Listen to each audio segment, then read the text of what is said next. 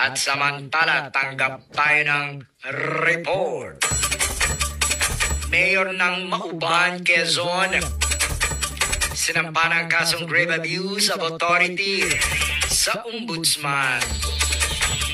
Bakit kaya, JR Narin?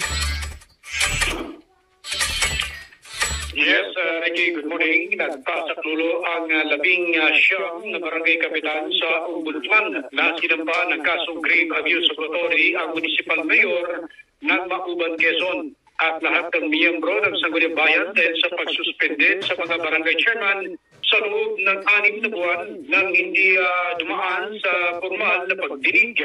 Inaakusahan din ang mga ito na lumabag sa Anti-Graft and Corrupt Practices Act dahil sa pagkuha o pag-hire ng private counsel na binayaran ang itang pondo ng pamahalaan para lamang gumawa ng complaint for suspension at resolution para suspindihin ang mga kapitan ng barangay ng Mauban.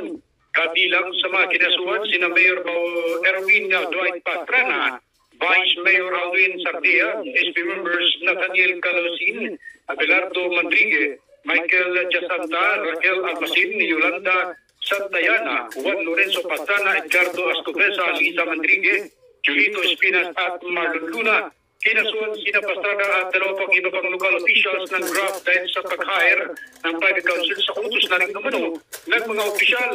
Sinampahan din ang administrative complaint at kinuha ang private counsel dahil sa issue ng gross ignorance of the law.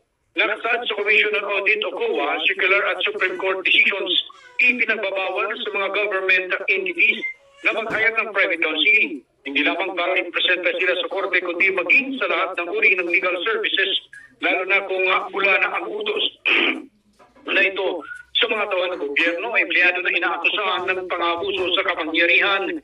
Binanggit sa reklamo ng mga barangay chairman ang Section 65 ng Local Government Code at sa Supreme Decisions na nagsasabing mandatory ang pagsasagawa ng formal hearing at investigasyon bago suspended tanggalin sa pwesto ang sinumang inaral ng tambayan o investigation before ang elected officials can be suspended or removed from office. Base sa impormasyon, sinuspindi ang mga kapitan ng barangay dahil sa di nila pagdalo sa pulong ng liga ng mga barangay sa bayan ng Mauban. Dito ng kumplainant ng barangay kapitan Rodante Almasin, mababaw na dahilan ang di nila pagdalo sa pulong para agad na suspindihin na hindi man lamang dumaan sa tamang proseso. Nanakagta ng buwan naman ang balita mula sa lalawigan ng Quezon. Ako si JR Narin nagulat sa Infinite Radio 92.1 Iba! Sa Infinite Radio, walang kawalan.